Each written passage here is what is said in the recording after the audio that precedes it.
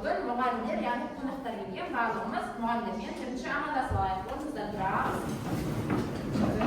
1, 2, 3. Саламатсыздар. Сабағымызды бірінші психологиялық ахуал, автоплег әдісі бастырген кітапты басалады. Сен қайсы жарайсың? Епаты оқы. Оқы. Сені? Жарайсың.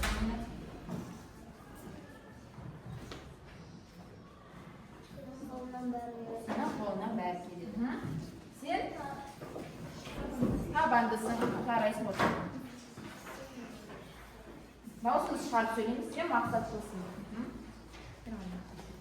Сен жүрексің.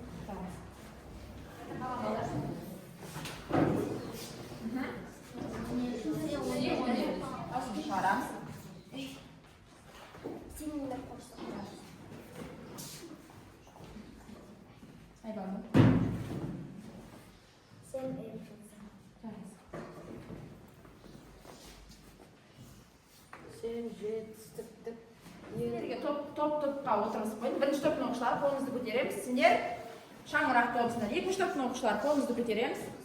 Сендер төл басы тобы. Үшінші топтың оқушылары қолыңызды көтереміз. Күнмен түн тобы. Төртінші топтың оқушылары береке тобы. Жақсы балалар, біз өткен сабақта отамалы мәтінін өткен боламыз.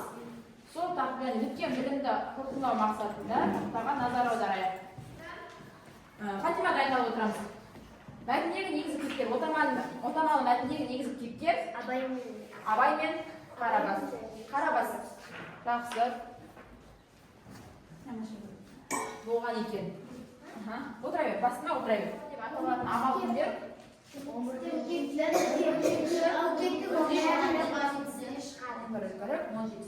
Көкек дегеніміз қай ай? Сәуір айы. Боран болып малы қылып қалады деп қойшы қорыққан екен. Келесі, әлі кел. Кім болып келеді Абайға? Құнанбайдан. Қарайсың. Жақсы, бір сұраққа кім жауап береді? Кел, айтпағы кел. Айша кел. Бай кеттен отамалының сөзіне сенбеді. Алдап отырсың, сен жалқаусың деп. Бай қойшыға сенбеген екен, иә?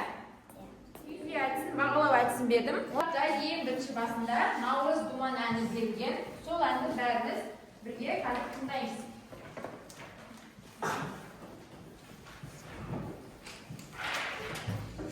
Тақтаға бәріміз назар аударайық.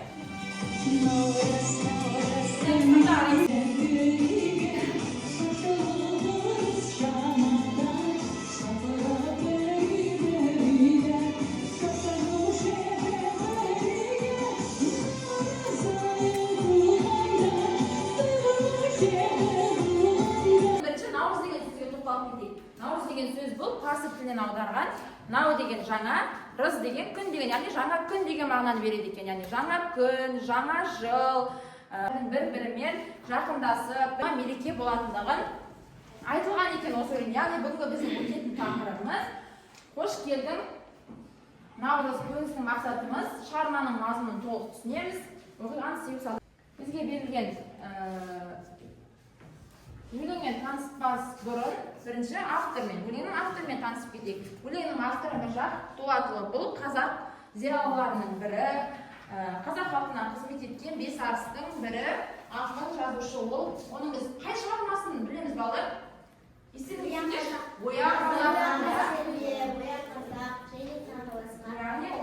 қазақ, өлмей тірі, келіпті жылдың құсы, күнде шу көлдің тұсы. Күн жылы ызғары жоқ, жаз шығып кеткен қыса. Боздаған анау түйе, құлындап жатыр бие. Гүлдеуге бет алып тұр, қызарып қызыл жие. Егінші егін егіп, қостанып арба жегіп, тыныш жоқ ертемен кеш, еңбекпен азап шегіп. Гүл өсіп, гүл жайнар, бұтақта бұлбұл сайрар. Тіріліп құрт құмырсқа, жер жүзі быж-быж қайнар.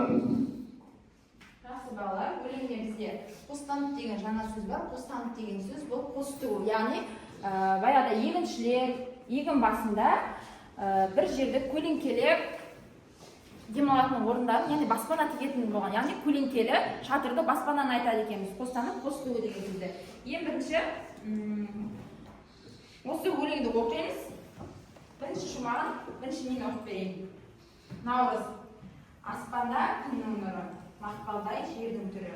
Қуаныш наумен жанда, қыс шыққан өлмей тұр. Бәріміз кітапқа назар аударамыз. Бірінші шумағына саусақтарымызды қоямыз. Бірінші шумағына қараймыз кітаптың. Аспанда күннің нұры, мақпалдай көрейікші. Аспанда күннің нұры. Аспанда күн жарқырайтынын сипаттаған мақпалдай жердің түрі.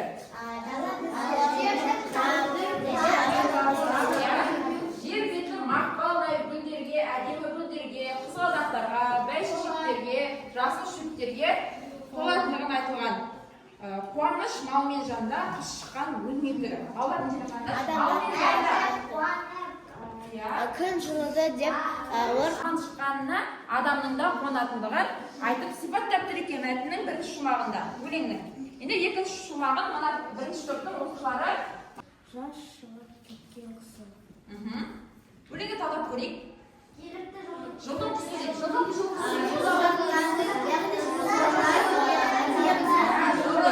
Жылғы құстар өз мекендеріне ұшып келгендігі сипатталған. Күнде шу көлдің түсте, көлдің айналасы күн жылы ызғар жоқ, жаз шығып кеткен қысы. Күннің жылынғандығы, ызғардың кеткендігі, жаз шығып қыстың кеткендігін айтып отыр екен. арба жегіп, күндіз жоқ ерте мен кеш еңбекпен азап шегіп.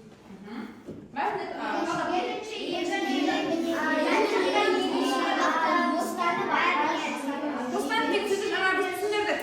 Екіншілер бір жерге шатыр тігіп, баспана тігіп, арба жегіп, егін егіп. Тыныш жеріне күнде шу болады, ерте мен кеш. Төртінші, бесінші шумағын Гүл өсіп, гүл жайнар, бұтақта бұлбұл сайрар, тіріліп құрт қомасқа, жер жүзі бұж-бұж қайнар. Гүлдер жан-жақтан жарқырап жайнап жатыр. Жер жүзі бұж-бұж қайнар. Яғни құрт қомасқа тірілетіндігі, гүл өсіп, жегін егіп, айтылған екен. Ішіне бізге берген тапсырмалар бар.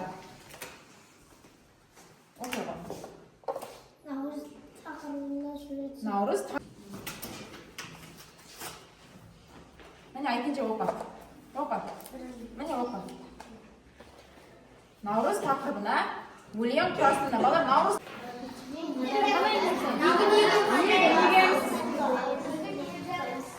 Егін егеміз. Тал егеміз. Тағы қана еңбек болады. Соны ұшыға құрмаймыз. Наурыз мерекесін қалай тойлаймыз, балар біз? Ең алдымен қандай? Наурыз мерекесін қалай тойлаймыз? Көже, дұрыс айтып, ұлттық тағамдар жасаймыз, бір-бірімізбен көздер, жақындасамыз, бір-бірімізді құттықтап, жылы тілектер айтамыз. Болады салуға. Бәріміз бірге бұл топ құрғымыз. Айша апа, Фатима, бестерін шығады. Еңбек етеді екен. Ағаштарда Сосын тағы да еңбек. Егін егеміз, дұрыс айтады. ағаштарды аққа бояп, олардың Дұрыс айтады. Жарайсыздар балалар. Үшінші топтың оқушыларына үш шапалақ. Бір, екі. Алтынға әлем оянды. Наурыз тойы береке, тіршілік жаңа оянды. Жыл басы наурыз береке. Ақнұрға Әлем оянды. наурыз Тойы береке, тіршілік жаңа оянды. жарайсыңдар. Төртінші топқа үш шапалақ балалар.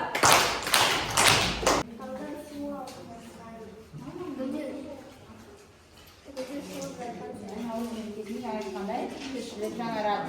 Гүлдер шығады. Ауа райы жердің бәрі жасыл шөптерге айналады. Жарайсыңдар бала. Бірінші топқа үш бала. Бәріміз бір-бірінен оқышайық. Түрлі тағамдар жасаймыз, яғни ұлттық тағамдар жасаймыз дейді Айша.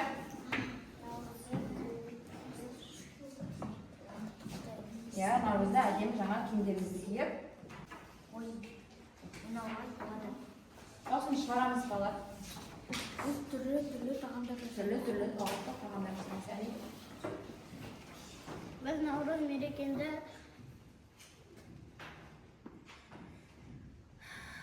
наурыз айында ұлттық ойындар ойнаймыз. Жарайсыз, жақсы балалар. Серігіт өздерді жасайық.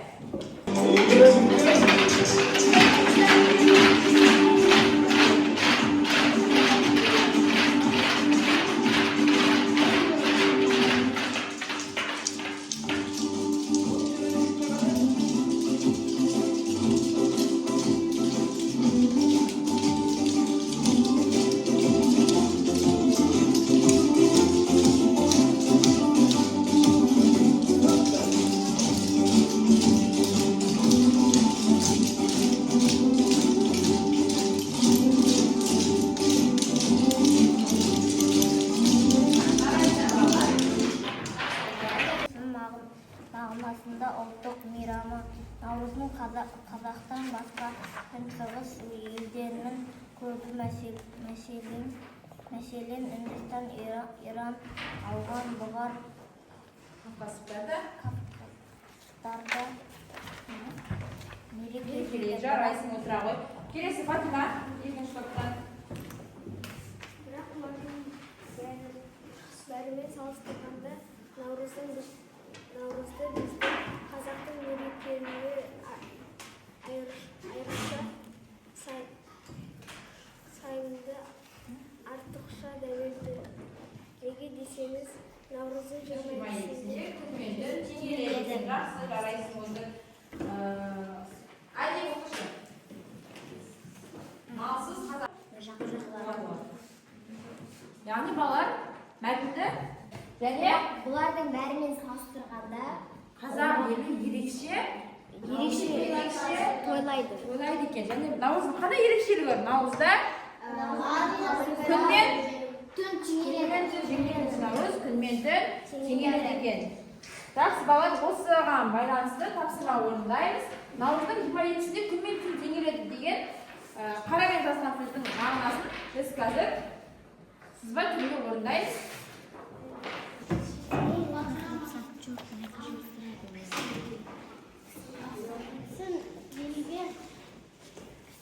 Кісіге құлын дауысы естіледі. Құдық басынан Дауысы тиген естіледі. құлынның дауысы естіледі. Жарайсың, үш шапалақ әнге. Алға оқымен орындадық, бұл бізге дауымызды қосылдырамыз. Екінші, Ернардың тобы қайда? Аты түрлік төлдеп адамдардың аузы атқа дейді. Жарайсыңдар. Ернардың тобына үш шапалақ. Келесі, Әлидің тобы. Амира ағайды, Аружанға бере қойды.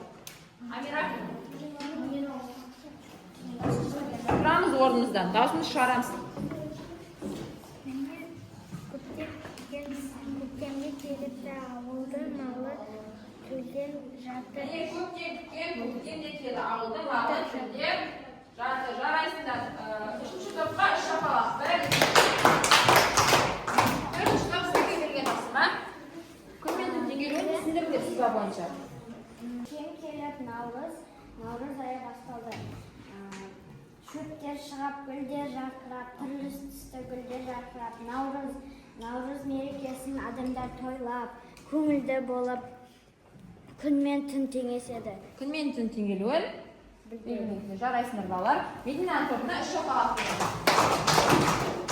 Тапсырмасын жеке жұмыс тез маған орындай қойыңдар.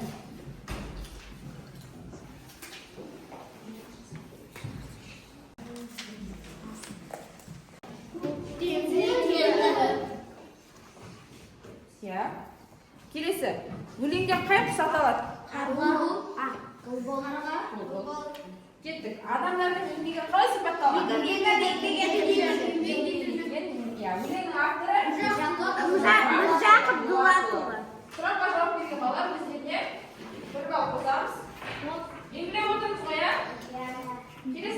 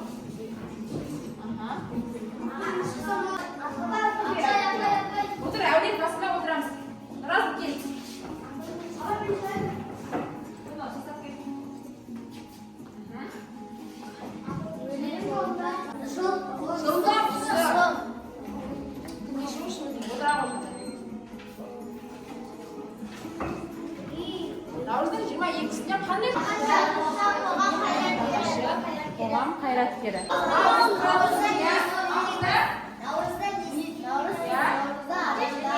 Наурызды кімдер қай елде мерекелейді? Сосын Наурызда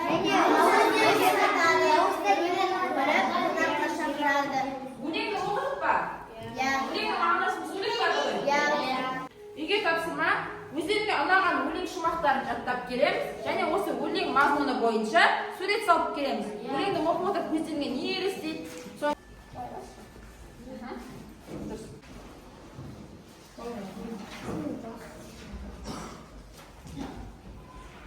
Екінші топ тез